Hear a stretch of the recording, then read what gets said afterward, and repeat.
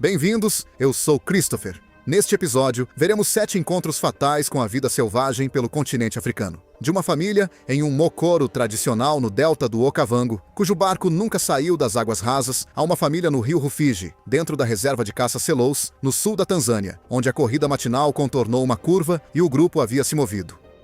Mas, por agora, vamos saltar para o último momento de uma família num safari. Era 11 de setembro de 2017. Dentro de um corredor de vida selvagem sem cercas, na província de Limpopo, na África do Sul, onde o final da estação seca reduziu o mato a um terreno pálido e aberto.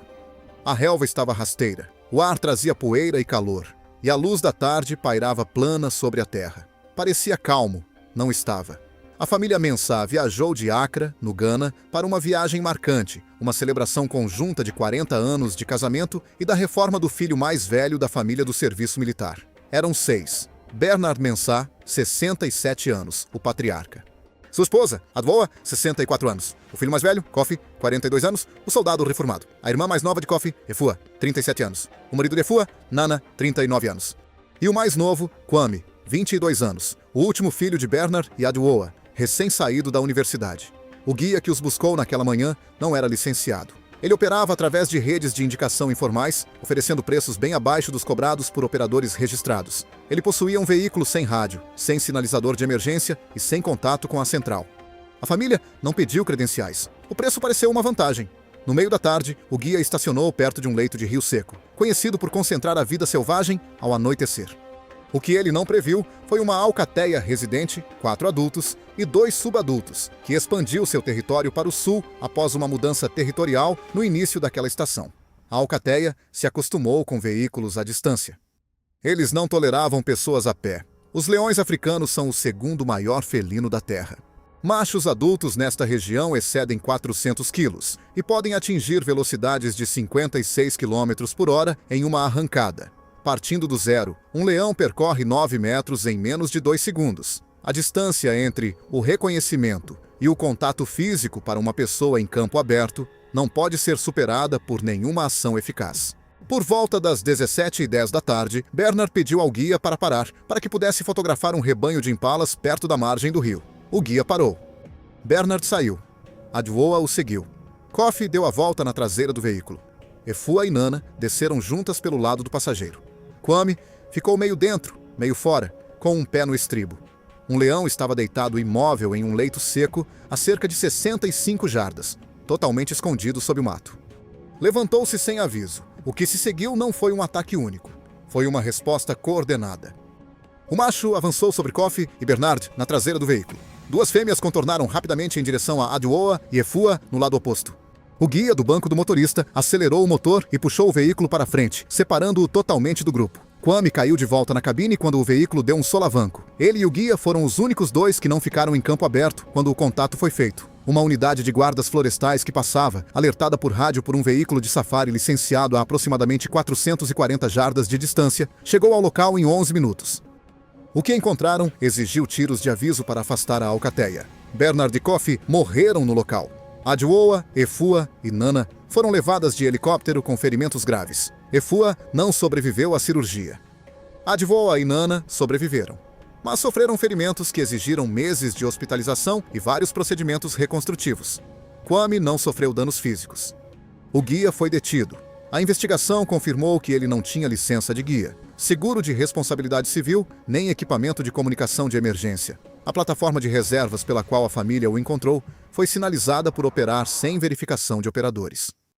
Penso muito neste caso, e o que me marca é como o destino já estava traçado antes mesmo de saírem do veículo. 6 pessoas, campo aberto, anoitecer, território de leões. Essa combinação não deixa muita margem. A alcateia fez exatamente o que leões fazem. O guia criou as condições e a família confiou nele. Essa confiança foi a verdadeira falha aqui, não os leões. Enquanto o leito seco do rio em Limpopo levou 2 membros da família Mensah, em questão de segundos, as águas lentas do delta do Okavango logo mostrariam que os predadores mais pacientes da África não precisam de velocidade para reivindicar o que é seu. Era 4 de junho de 2016, no delta do Okavango, no norte do Botsuana, onde a estação chuvosa inundou as planícies e transformou a paisagem em um labirinto complexo de canais rasos, juncais e águas cobertas de lírios que se estendiam em todas as direções, sem um horizonte visível. O ar estava pesado de umidade, e o papiro ao longo das margens era denso o suficiente para bloquear qualquer visão clara do que se movia por entre ele. A família Osei tinha viajado de Londres, onde viveram por 12 anos após emigrarem de Gana. O pai, Kweku, de 46 anos, era engenheiro estrutural. Sua esposa, Abena, de 43, tirou uma licença da carreira de enfermagem para fazer a viagem. O filho mais velho, Derek, de 17, estava entre anos letivos. O mais novo, Nana, de 14, nunca tinha saído da Europa antes desta jornada. Foi uma viagem familiar marcante, um retorno ao continente, reservada através de uma operadora registrada com um guia totalmente licenciado. A excursão guiada de Mokoro era considerada uma das atividades mais seguras disponíveis no Delta. Um Mokoro é uma canoa tradicional, conduzida em águas rasas por um guia em pé na popa. A família seguia em direção a uma ilha elevada para almoçar, quando Abena apontou para a margem para observar um par de pássaros entre os juncos. O guia diminuiu a velocidade. A família inclinou-se para olhar. Nana, sentada na frente do barco, deslocou o peso para a linha da água para ver melhor.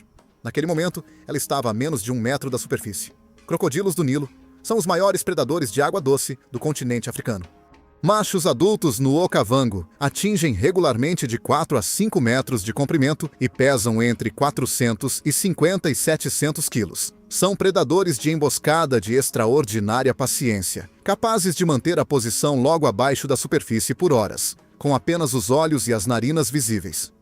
Traços pequenos o suficiente para desaparecerem na vegetação flutuante.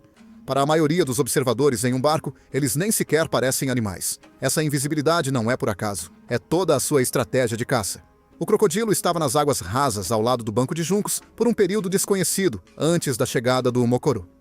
Moveu-se uma vez, um único movimento em direção a Nana, e a distância entre a sua posição e o antebraço dela fechou-se antes que qualquer reação pudesse surgir. Agarrou-a e puxou. O Mokoro balançou violentamente. Abena estendeu as mãos, agarrando Nana e puxando contra todo o peso do animal. O guia golpeou o crocodilo repetidamente com a sua vara. Kweku lançou-se para a frente a partir da parte de trás do barco.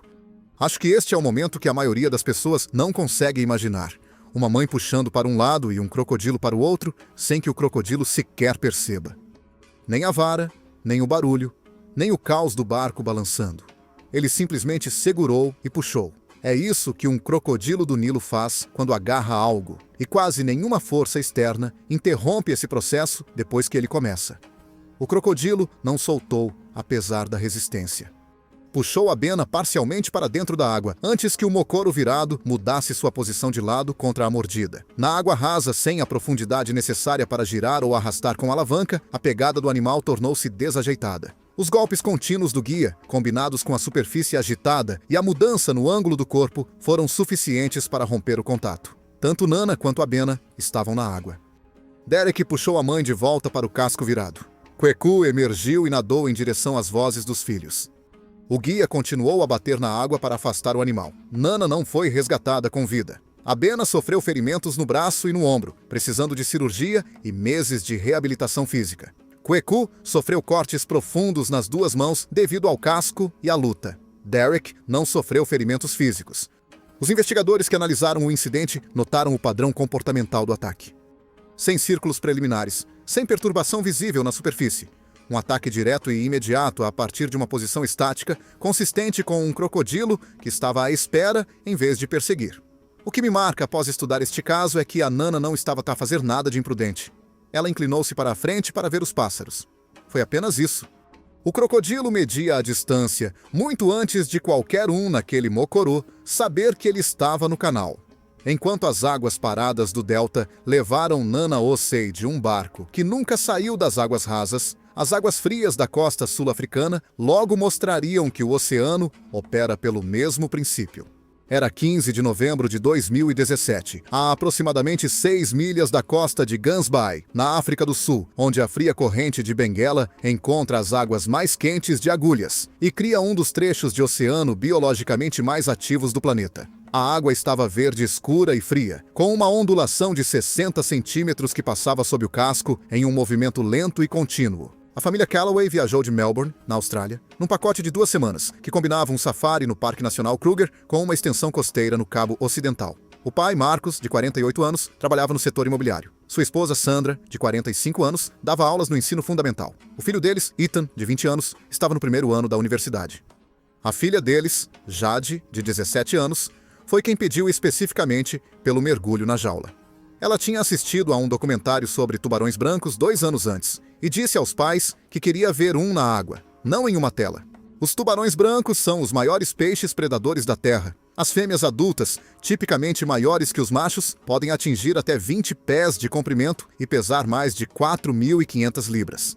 Eles caçam usando uma combinação de eletrorecepção, detecção de vibração e contraste visual, lendo a silhueta de alvos potenciais contra a superfície mais clara a partir de baixo. Por baixo, uma jaia ocupada por pessoas é vista como uma massa concentrada de movimento e contraste contra a luz. Não é vista como algo a se evitar.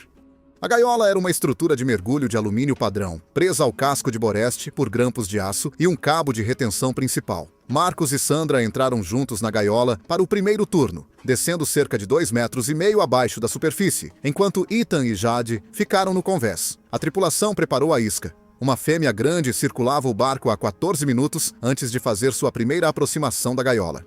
O primeiro contato foi lateral. O corpo do tubarão atingiu a lateral da jaula com força suficiente para girá-la contra o casco e quebrar um dos clipes de fixação. A jaula balançou para fora e para baixo na corda restante, inclinando-se bruscamente e puxando um canto abaixo da profundidade operacional pretendida. Marcos, posicionado perto da tranca da porta, foi jogado contra ela quando a jaula inclinou. A tranca, sob pressão pelo novo ângulo, cedeu. A porta abriu cerca de 45 centímetros antes que o cabo de segurança da jaula a puxasse de volta.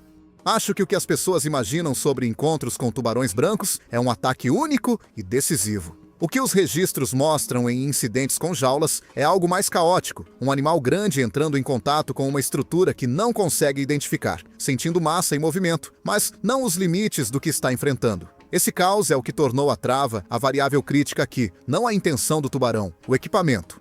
Sandra foi puxada parcialmente pela abertura antes que Marcos e um membro da equipe, puxando a corda de segurança acima, começassem a trazer a jaula de volta à superfície. O ângulo alterado da jaula, inclinada bem fora do seu eixo original, tornou o resgate lento e irregular, com a equipe puxando contra uma carga que se deslocava cada vez que o casco balançava na ondulação. Levou 4 minutos para tirar a jaula da água.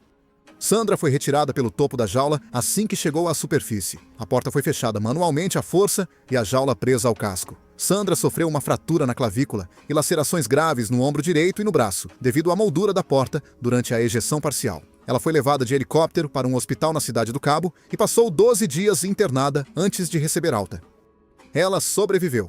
Marcos sofreu uma concussão e hematomas significativos com o impacto inicial dentro da jaula. Ethan e Jade não sofreram ferimentos físicos, mas ambos foram tratados por choque agudo no cais. O operador foi investigado. Uma fratura por estresse no mecanismo da trava foi identificada, consistente com a fadiga de uso repetido que uma inspeção padrão de equipamento antes da partida deveria ter detectado. 2 membros da tripulação enfrentaram acusações relacionadas à falha na certificação do equipamento. O que me faz pensar neste caso é a inspeção. O tubarão fez o que um grande tubarão branco faz perto de uma jaula em águas com isca. A trava falhou, e essa trava mostrava sinais de desgaste que uma verificação de certificação adequada teria detectado antes mesmo daquela família entrar na água. Eles confiaram que o equipamento tinha sido aprovado. Não tinha. É aí que este caso termina. Enquanto a água fria de Guns Bay colocou a família Callaway dentro de uma jaula que nunca iria aguentar, a savana aberta do Zimbábue logo mostraria como é quando uma família ignora todos os sinais de alerta que um elefante é capaz de dar. E o elefante ataca mesmo assim. Era 21 de agosto de 2018 no Zimbábue, onde o final da estação seca deixou a mata pálida e quebradiça, e a luz da tarde incidia plana e dura sobre o solo aberto. Era o tipo de tarde em que a paisagem parece enganosamente calma, onde o calor comprime tudo num silêncio suspenso que faz o ambiente parecer mais controlável do que realmente é. O grupo de safari avançava pela área quando a manada surgiu à frente, parcialmente em campo aberto, parcialmente oculta pelo mato ao longo de um leito seco. Thomas Reed, 50 anos, estava em um safari com sua esposa, Julia, 47 anos, e sua filha, Megan, 15 anos. A viagem foi planejada por mais de um ano, um presente de 25º aniversário que Thomas e Julia se deram, com Megan participando porque eles queriam que ela visse a África antes de ir para a universidade. O guia posicionou o grupo a uma distância que considerava o comportamento da manada e o terreno aberto entre eles. Essa distância não foi onde Thomas ficou. Ele deu um passo à frente para tirar uma foto, sem alarde, um movimento gradual e progressivo para mais perto do que o guia havia posicionado o grupo. O tipo de movimento que parece controlado por dentro, mas que é interpretado de forma muito diferente pela perspectiva de um animal que monitorava a aproximação do veículo e das pessoas próximas a ele, muito antes de qualquer um no grupo notar a manada. Os elefantes africanos são os maiores animais terrestres da Terra. Os machos adultos chegam a pesar entre 4.100 e 5.900 quilos e, apesar dessa massa, são capazes de acelerar a aproximadamente 24 km por hora em uma investida curta, uma velocidade que cobre a distância entre o animal e uma pessoa mais rápido do que a maioria consegue processar e reagir fisicamente. O elefante líder reagiu quando Thomas se aproximou. Orelhas abertas, cabeça erguida, corpo orientado diretamente para ele. A primeira investida começou e parou logo, uma investida falsa, condizente com o comportamento de aviso documentado dos elefantes. Julia agarrou o braço de Megan e deu um passo para trás. Thomas não recuou com velocidade ou distância suficientes para ser visto como uma retirada real. O elefante interpretou como insuficiente. A segunda investida não parou. Elefantes que partem para um ataque total após uma investida falsa não ter gerado uma resposta adequada não desaceleram antes do contato. O impacto foi imediato. A cabeça do elefante atingiu o tronco de Thomas e o jogou contra o chão com uma força que fraturou vários ossos simultaneamente. Julia puxou Megan para trás de um cupinzeiro baixo enquanto o elefante passava. Ele se virou com as orelhas ainda abertas e a cabeça erguida. Antes que o guia disparasse 2 tiros de aviso para o ar, o elefante voltou para a manada e não perseguiu mais. Thomas Reed não sobreviveu. Ele foi declarado morto no local. Julia sofreu uma torção no pulso e hematomas compatíveis com uma queda forte. Megan não sofreu ferimentos físicos. Acho que o que torna os casos com elefantes tão dolorosos de estudar é exatamente isso. O aviso estava presente, era visível. Foi um exemplo clássico. Thomas quase certamente não reconheceu aquilo como um aviso. A maioria das pessoas não reconhece. A investida falsa parece um blefe, porque para na primeira vez. Quando a segunda investida veio, ele já estava dentro do limite que o elefante tinha deixado claro que era perto demais. Não havia como corrigir a partir dali. Enquanto o Zimbábue tinha levado Thomas Reed em uma investida que seguiu cada aviso e sequência documentados, um acampamento de safari no norte de Moçambique logo mostraria o que acontece quando a menor brecha do mundo é deixada aberta exatamente no lugar errado. Era 14 de fevereiro de 2017, em um remoto acampamento de safari na orla da Reserva Especial do Niassa, no norte de Moçambique, onde a estação chuvosa tornou a mata ao redor densa e viva. O acampamento era bem administrado, com uma equipe completa e instruções de segurança por escrito dadas a cada hóspede na chegada. Um item nessas instruções era comunicado a todas as famílias, sem exceção. Mantenham as abas da barraca totalmente fechadas o tempo todo. Não parcialmente, totalmente. A família Peterson viajou da cidade do Cabo, na África do Sul. David, de 46 anos, e sua esposa, Lisa, de 43, já tinham ido à savana antes. O filho deles, Caleb, de 14, não. A viagem foi seu presente de aniversário, seu primeiro safari de verdade, planejado para a época de maior movimento da vida selvagem. Eles chegaram 2 dias antes e viram leões do veículo no primeiro passeio matinal. Caleb disse aos pais que aquele foi o melhor dia de sua vida. Na noite de 14 de fevereiro, a família voltou do jantar no alojamento principal e entrou na tenda por volta das 9h45 da noite. Lisa notou que uma das costuras inferiores do zíper perto do chão tinha sido aberta, uma fresta de vários centímetros na base da aba frontal. Ela empurrou de volta sem fechar totalmente a parte inferior. A família se acomodou. A luz foi apagada por volta das 10h15 da noite. As mambas negras são as cobras mais rápidas da África, capazes de atingir velocidades de até 20 km por hora em terreno aberto. Seu veneno é altamente neurotóxico, afetando o sistema nervoso de forma rápida e progressiva, causando paralisia das extremidades em direção aos músculos respiratórios. Quando encurraladas ou assustadas em um espaço fechado, elas não atacam apenas uma vez. Elas atacam repetidamente com um intervalo muito curto entre cada contato. Por volta das 2h30 da manhã, David sentou-se ao ouvir um som que mais tarde descreveu apenas como algo que não pertencia ao local. Ele esticou a mão para o candeeiro. Enrolada perto da base da zona de dormir, entre as camas e a entrada da tenda, estava uma mamba negra com um comprimento estimado entre 2 metros e 42,70 metros. Estava diretamente entre David e a única saída. Acho que as decisões que o David tomou nos próximos 30 segundos merecem reflexão. Ele não travou.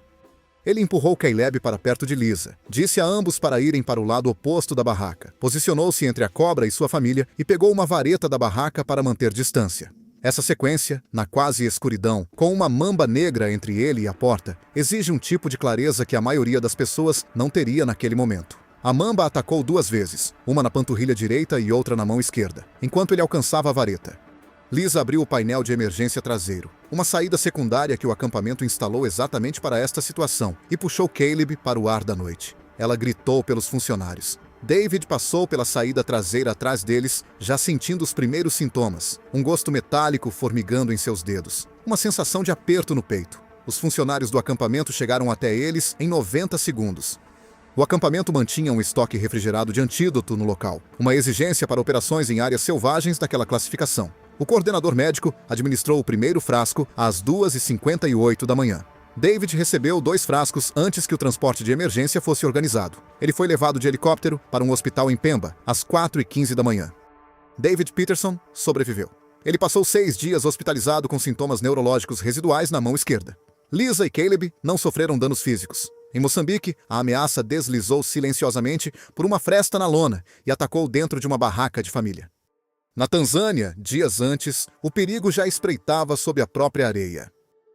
Era 8 de setembro de 2015, ao longo do rio Ruaha, no Parque Nacional de Ruaha, no sul da Tanzânia, onde o final da estação seca reduziu a água ao seu nível mais baixo do ano e expôs longas extensões de margens arenosas e pálidas em ambos os lados do canal estreito. Não era um terreno seguro, era um local de nidificação. A família Harrington viajou de Bristol, na Inglaterra.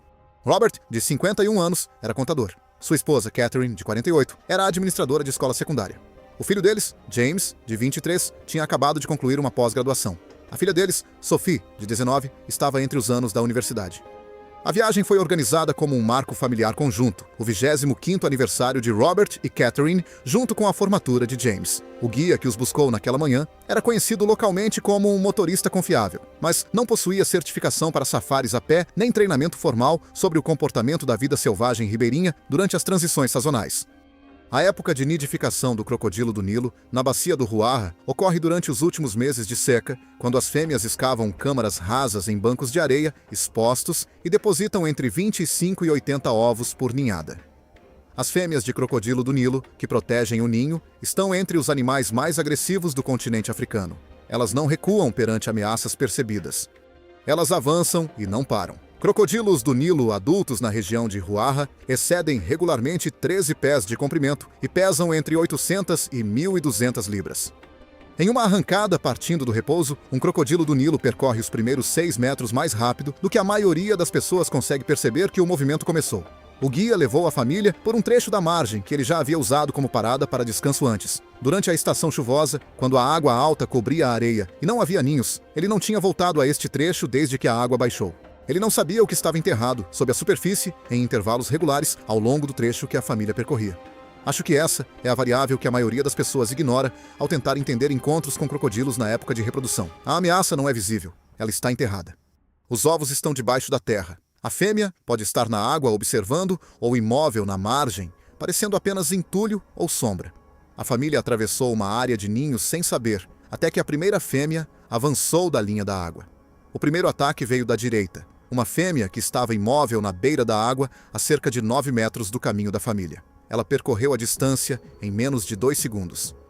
Robert estava mais perto. Ela o agarrou pela perna e girou, em um único movimento, arrastando-o para a água. Crocodilos do Nilo não permanecem em terreno aberto. Elas voltam para a água e levam o que capturaram com elas. Robert estava na beira da água antes que alguém entendesse o que tinha começado. O caos, os gritos. O grupo se separando, o movimento puxando para todos os lados ao mesmo tempo. Alcançaram a segunda fêmea 40 jardas adiante, na margem antes que pudessem se reagrupar. Ela avançou pela esquerda. Catherine foi em direção a Robert e foi atingida antes de chegar à margem. James puxou Sophie para a extremidade do rio, a única direção ainda livre. O guia já havia recuado para o veículo. À medida que a margem estreitava, James os afastou totalmente do rio, abrindo caminho pela linha das árvores através de um matagal denso que arranhava seus braços e pernas. Uma terceira fêmea investiu da beira da água atrás deles enquanto saíam da areia aberta. Ela alcançou Sophie antes que James pudesse puxá-la completamente para longe. O animal atacou uma vez, um único contato na parte inferior da perna, antes que o terreno irregular e a vegetação densa na orla da mata o atrasassem. Crocodilos não perseguem profundamente na mata. As árvores foram o suficiente. A fêmea parou.